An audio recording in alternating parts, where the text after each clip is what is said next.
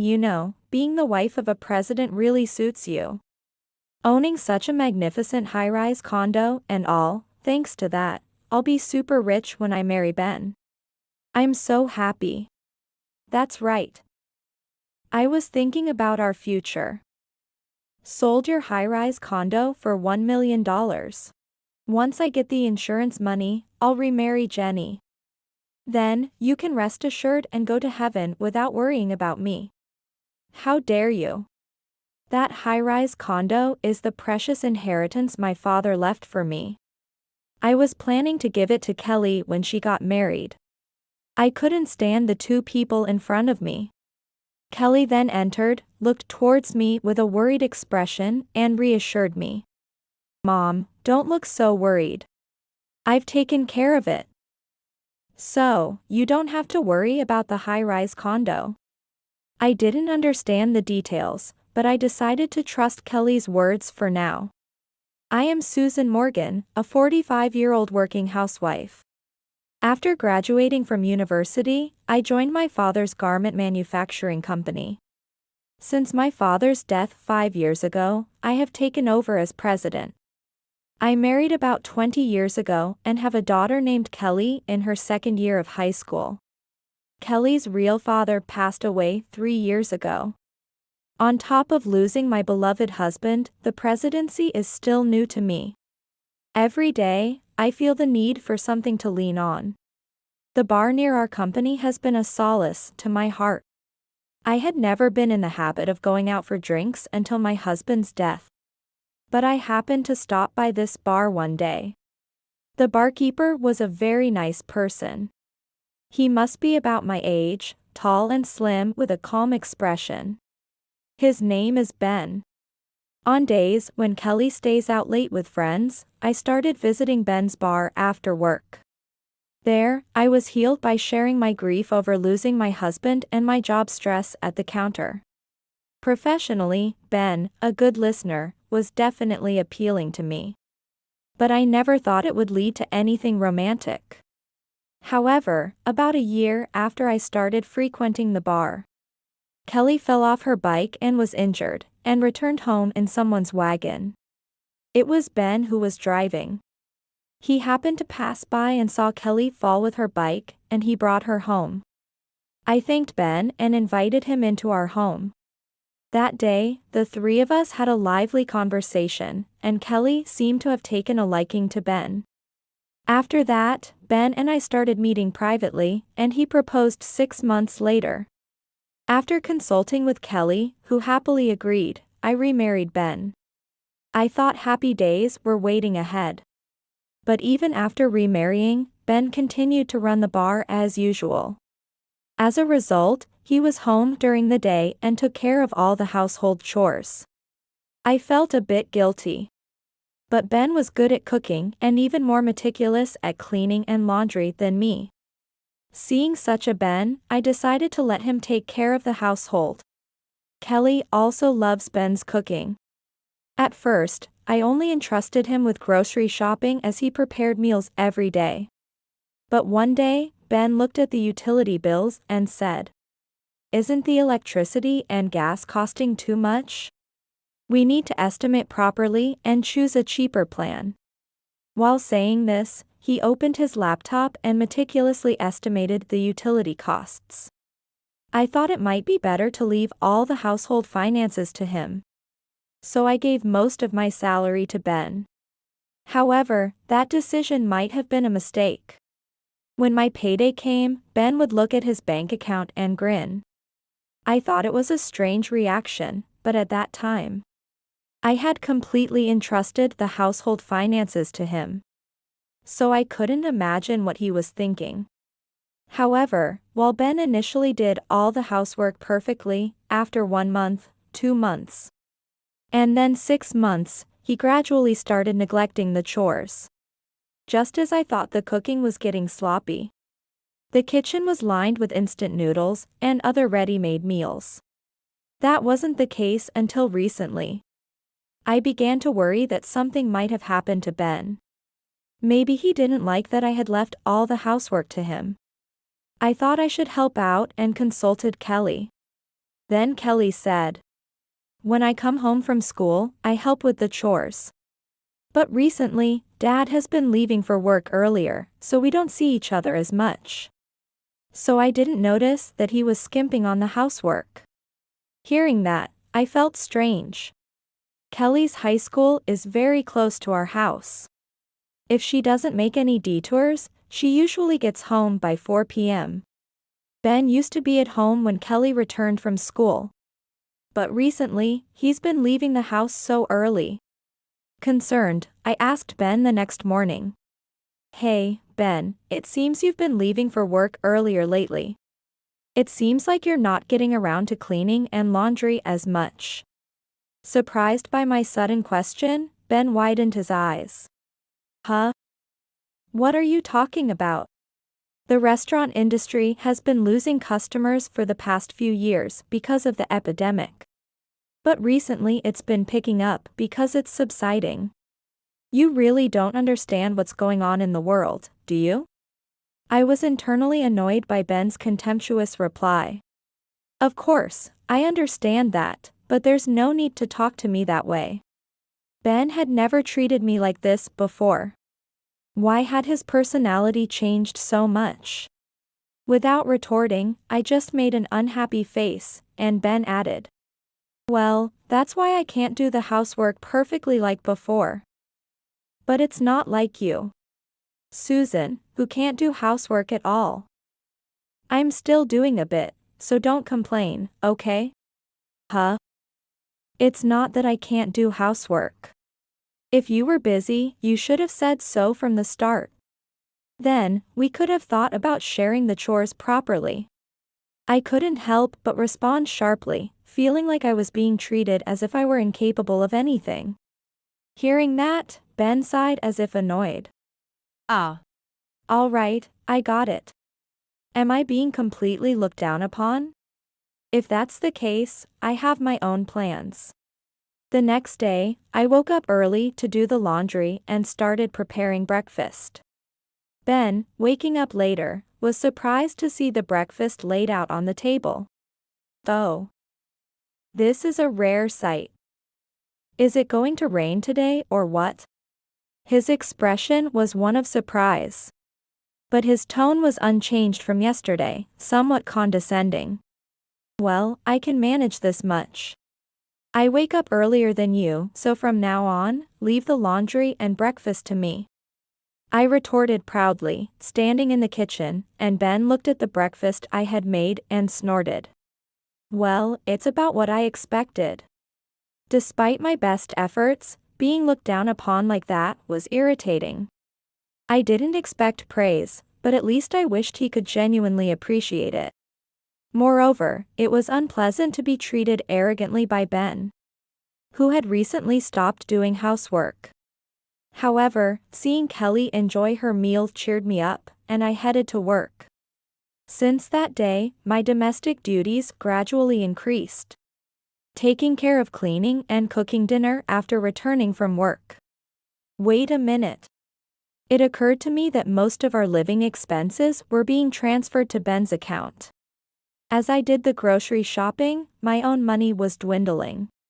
Lately, I had hardly seen Ben shopping at all. Maybe it was time to ask him to reduce the living expenses. Thinking this, I discussed it with Ben. "Ben, since I've been doing the grocery shopping lately, could you at least cut the living expenses I transfer to you by half? Utilities and some food expenses should be enough, right?" I intended to ask gently, but Ben seemed flustered. "What? Half? That's out of the question. I haven't been going shopping because I'm busy. But I've been buying groceries online instead. Manage those well. Then you won't need to buy so much yourself." Indeed, the kitchen and storeroom were piled high with non-perishable food supplies. However, they were mostly ready-made meals and canned goods.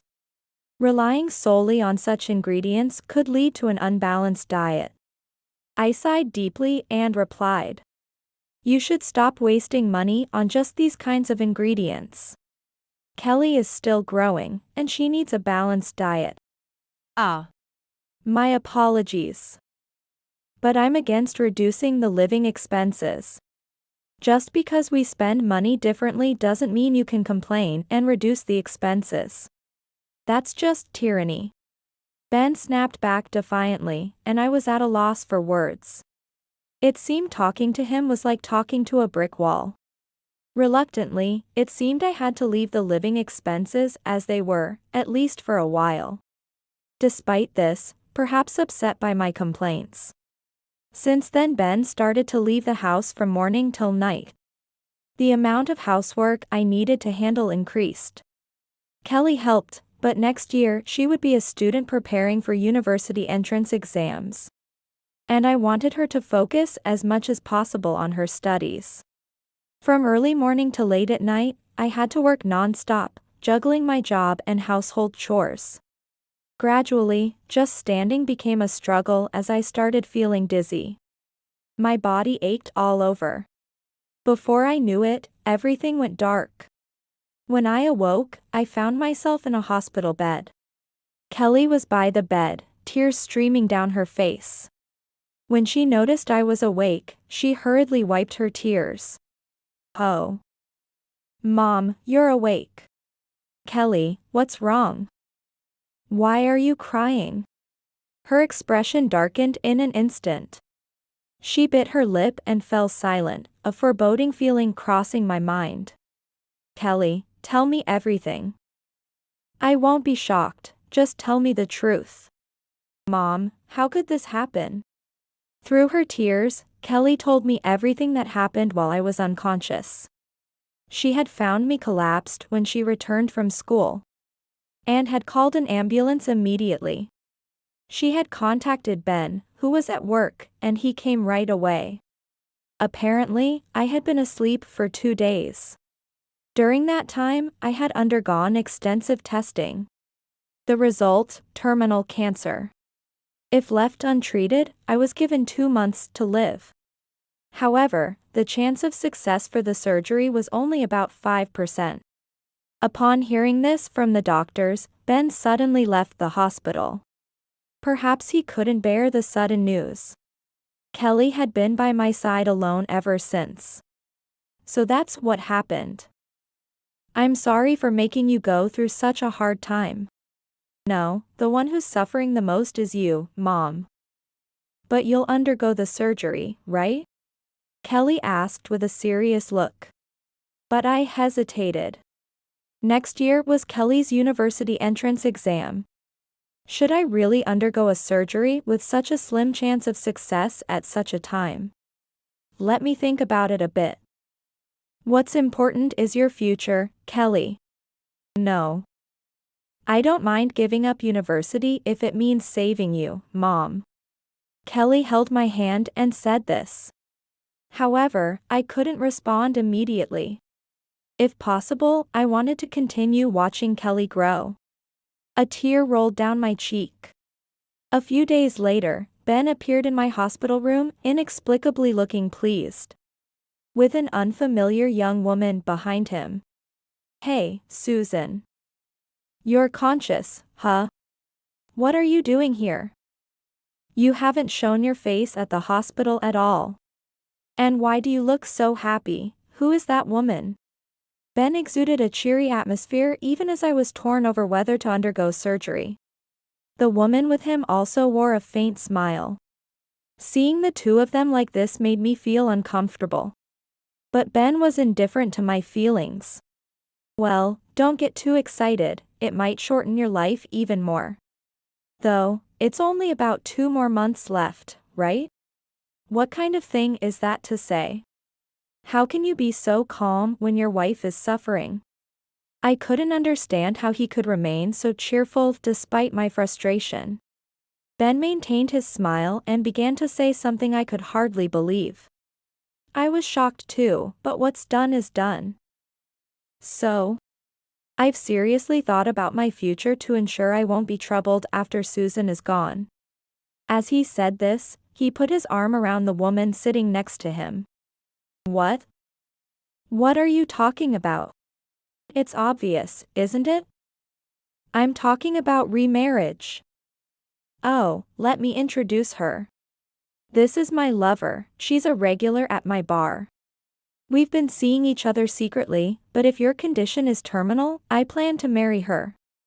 I was shocked to learn that Ben had been unfaithful. That explained why he had been absent from home so much. His relationship with this woman, who started as a regular at his bar, might have begun around the time he started leaving for work early. The woman spoke up with a cheerful voice. Nice to meet you, I'm Jenny. Being the wife of a president suits you. Owning such a magnificent high-rise condo and all, thanks to that, I'll be super rich when I marry Ben. I'm so happy. What? What do you mean? That high-rise condo was a precious inheritance left by my father. Intended for Kelly when she got married. I had informed Ben about this when we remarried, but what was he planning to do with it? That's right. I was thinking about our future. Sold your high-rise condo for $1 million. Once I get the insurance money, I'll remarry Jenny. Then, you can rest assured and go to heaven without worrying about me. How dare you? I could no longer forgive the two people in front of me. Just then, Kelly entered the room, followed by her boyfriend, Tom. Father, your voice is so loud it can be heard in the hallway. No wonder Mom has been admitted, and you've hardly been home. Kelly seemed unfazed even after hearing about Ben's affair. And the unauthorized sale of my high-rise condo. Meanwhile, Tom smirked at Jenny. Jenny, seeing Tom, looked tense. Tom. What are you doing here? Hey, sis, it's been a while. Still hunting down older men to pay your bills, huh? It turned out that Jenny was Tom's sister. Exposed by her brother and his mention of her dubious hobby, Jenny's face turned pale. Idiot. What are you talking about? There's no way that's true. Since I left home, I've been working honestly. I'm with Ben because I truly love him. As Jenny defended herself, Ben, who had been slightly doubtful, brightened up. Really? Can I believe that, Jenny? Of course. Tom always gets the favored treatment from our parents because he's the good child. So he looks down on me and speaks ill of me. Isn't that terrible? That's true. What a bad brother to look down on his own sister. Kelly, you should know better than to date such a man. Ben seemed reassured and began to speak his mind freely. Nonetheless, Kelly and Tom just smirked and looked down at Ben condescendingly. Kelly then turned to me, her expression anxious. Mom, you don't have to worry. We've taken care of everything. You don't have to worry about the high-rise condo. Exactly. We've sorted it out. Actually, we came today to tell you about it. Though they didn't elaborate. Their confident demeanors as they left the hospital room suggested good news. Wait, what does that mean? Yes, explain what you mean. Ben and Jenny attempted to detain them, demanding explanations. Despite my confusion, I decided to trust the assurance in Kelly and Tom's exit. Shortly after, a message from Kelly popped up on my phone. She couldn't speak freely earlier because of Ben. But she detailed how they addressed the high-rise condo sale. Understanding the situation, I felt a sense of relief and decided to face the surgery with courage. Motivated by Kelly's encouragement. The surgery took place at the largest general hospital in the region. On the day, monitored by Kelly and Tom, I underwent the procedure. By the evening, the surgery had successfully concluded. Depending solely on how I recovered post-operation. Significantly, I hadn't informed Ben about the surgery. I didn't want someone who only anticipated my demise present on such a critical day. It's been a week since then, and I've received no word from Ben. He's probably planning his life with Jenny, assuming I wouldn't survive. I wonder what they would think knowing I did. My recovery has been progressing well, with promising signs of improvement. Today, being Sunday, Kelly and Tom planned to visit the hospital. And there was one more person coming to see me. After the morning rounds, Kelly entered the room, followed by Tom and his father, Robert Johnson, who runs a real estate company. Coincidentally, the real estate company Ben tried to sell the high-rise condo through was managed by Tom's father, whom Ben didn't realize was related to his stepdaughter's boyfriend. Jenny seems to have had no involvement in the selling process, so she probably didn't realize it was happening. Mr. Johnson, I truly apologize for the inconvenience caused by the sale of the condo. Although it was Ben who did it, the property was in my name, so I deeply apologized. No, not at all. You were about to undergo surgery. What a misfortune you almost faced. The high-rise condo sale had initially been completed. However, there were discrepancies in the paperwork. Some documents had been changed to Ben's name, invalidating the contract. A property sale must be conducted by the owner. Ben likely only altered the documents necessary for the sale to his name, without thoroughly reviewing everything. Kelly was the first to notice the discrepancies. She saw the documents left on the desk while Ben was processing the sale, including paperwork from the real estate company, which she recognized as belonging to Tom's family's business. Knowing the property was the eagerly anticipated high-rise condo fueled her anger. Thus, she first photographed these documents with her phone and informed Tom. Tom then reported it to Mr. Johnson. After reviewing the documents again, Mr. Johnson promptly informed the buyer about the situation and had the contract cancelled. This was all communicated to me via messages from Kelly, while I was feeling anxious about whether to proceed with surgery, knowing that I could lose a significant inheritance from my parents. Learning that the sale had been stopped allowed me to focus on the surgery. Ben's act of falsifying documents to sell the high-rise condo without my consent constituted a crime of forgery. Mr. Johnson had been trying to contact Ben, but for some reason, all calls went unanswered. However, they couldn't just leave it be, so a missing person report was filed. So, has Ben been found?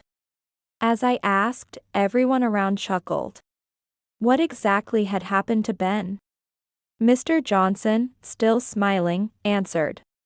Your husband was found just a short while ago, in quite a pitiful state. What? What kind of state? I was stunned. Mr. Johnson explained, detailing Ben's sorry episode. Since his last hospital visit, Ben had been staying at Jenny's apartment. Jenny had been splurging on luxury goods, planning to use the money from the high-rise condo sale and the insurance money after my passing.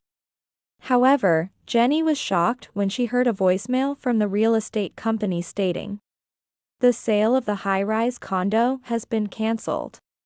Moreover, another voicemail from the hospital followed, saying, the surgery was successful and the prognosis is good. Realizing neither source of money would come through, Jenny berated Ben, demanding he fix the situation. However, Ben, just as shocked, was at a loss. It seems he only retained the part about my having only 2 months to live from when I was admitted for the surgery, not hearing anything about the surgery itself. Despite Jenny's fury, Ben nonchalantly responded, there's nothing we can do if the money's not coming. He then carelessly went to sleep. Upset, Jenny packed her belongings and all of Ben's possessions she could find into her car in the middle of the night and fled. Ben was left to sleep, without even his underwear on. When he awoke, he found the apartment stripped of everything but the furniture, with no clothes to change into. Near the pillow where he had slept, there was a note Jenny had left. Since you're the reason we're not getting any money, I'm taking all the valuables and belongings. Shocked by the note, Ben realized he was left without clothes, a wallet, or a phone, making it impossible for him to go outside. Jenny, realizing that the voicemail about the real estate was from her father, returned home. She asked her father, Mr. Johnson, to somehow deal with the condo sale. But of course, he would not listen. Instead, Mr. Johnson scolded Jenny for her relationship with a married man. He then quickly found out the apartment's location where Jenny and Ben were staying and went there. That's where he found Ben in a miserable condition. It's needless to imagine what that looked like. Relieved that everything was resolved, Kelly then called out to the door. "Hey, you can come in now." Prompted by her, Ben and Jenny entered the room. Ben immediately apologized deeply. "Susan, I'm really sorry. I was out of my mind. I was deceived by this woman. Jenny here is a terrible woman who scams older men for their money." "What? Ben, you married for money too, right? As soon as you found out she didn't have long to live, you started making a fuss about the inheritance and insurance money." As they argued, it seemed they had forgotten they were in a hospital.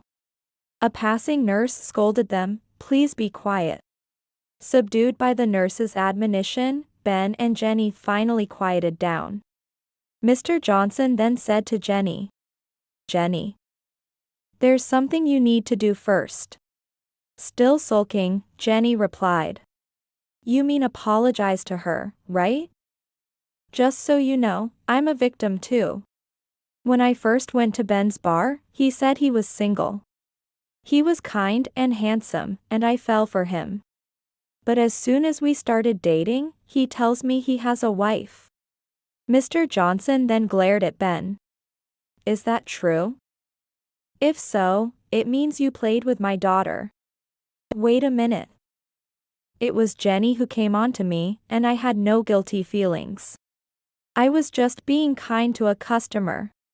"Oh, Father, you mean you get involved with someone just because they come on to you? You could have just said, 'I'm married.'" Caught by Kelly's sharp remark, Ben was at a loss for words. "I was filled with regret for remarrying such a man. Initially charmed by the kindness he showed at the bar, it was clear I had poor judgment in men." As I was sinking into self-loathing, Tom lightened the mood by saying, "Well, it's kind of a tit-for-tat situation. My sister has been picking up wealthy-looking older men everywhere she goes, reverse approaching them. We've got numerous voicemails at home like, 'Jenny dear, it's the barkeeper from the bar' or something. Whatever. 'I miss seeing you recently.'" Kelly and I burst out laughing at this. Mr. Johnson sighed and muttered, "Disgraceful." Just then, Ben stood up abruptly and yelled at Jenny, "Jenny, we're done. Before we split, give back everything you took from me. And that's not all. You'll pay for leaving me in that state in the room." Jenny nearly fell back with her chair from the force of his outburst. But she glared back at Ben, defiantly replying, "As I said before, it's your fault the money didn't come through. So keeping your belongings is my compensation. Both of you, be quiet." Perhaps fed up with their persistent arguing, Mr. Johnson suddenly shouted, causing a stir around them. "First, Jenny, apologize to Mrs. Morgan. Not just that. You'll also pay damages and sincerely apologize. And you, sir. You got involved with my daughter. Therefore, you will pay damages to both my daughter and your wife and properly atone for your actions." Eek. Ben trembled at Mr. Johnson's forcefulness, like a stern father laying down the law. Seeing Ben so flustered, I delivered the final blow. "Oh, and by the way, changing the owner's name on the documents without my permission. When you try to sell the high-rise condo is a serious crime. I've already reported this to the police. By the way, the evidence is the images Kelly took with her smartphone. I showed him the images of the documents that Kelly had sent. Ben's face turned pale as he saw them. How? How can this be a crime? I just thought it would be better to change the ownership before you died. Why is that criminal? Despite his experience in customer service, Ben seemed clueless about the wider world. That's called forgery of private documents. Ugh. Resigned, Ben slumped, his expression darkening. Damn it. There's nothing I can do now. If I'm going to be arrested, it's better to turn myself in. Before you do that, sign this. And expect a claim for damages for the affair too. I handed him the divorce papers that Kelly had picked up from the city office. Ben accepted them with a bitter look. Mr. Johnson mentioned he would discuss the affair damages Jenny would pay later. It seems she was heading back home for now. Still looking disgruntled and unable to organize her thoughts. In the end, Jenny left without apologizing, led away by Mr. Johnson. As soon as I was discharged from the hospital, I filed the divorce papers. Soon after, Ben was sentenced to a year or less in prison for forgery of private documents. Since he had been a salaried bar manager, he wasn't rehired after his release. Having lost both his job and his living situation, Ben showed up at my place. Susan. I really messed up. I'll do anything you say, can we start over? As he knelt and pleaded, I smirked and replied. Oh, really? You'll do anything? Well, I won't remarry you. But I guess I can offer you a job at my company, cheap as that may be. Really? Oh, thank you. As long as I have a job, I can figure out the rest. Relieved and genuinely happy, Ben didn't know what job I had in mind for him. In a way, a role that suits Ben, who used to listen to customers' troubles as a bartender. In fact, during the divorce, I had demanded $30,000 from Ben for the affair. And the mental distress I suffered during my illness, and he still hadn't paid.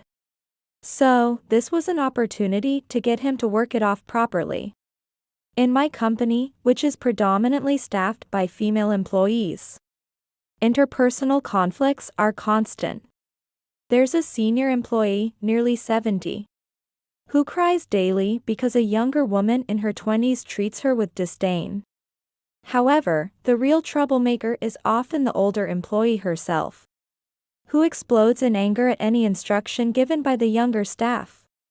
We've had full-time counselors before, but even professionals haven't lasted long due to the intensity of the conflicts.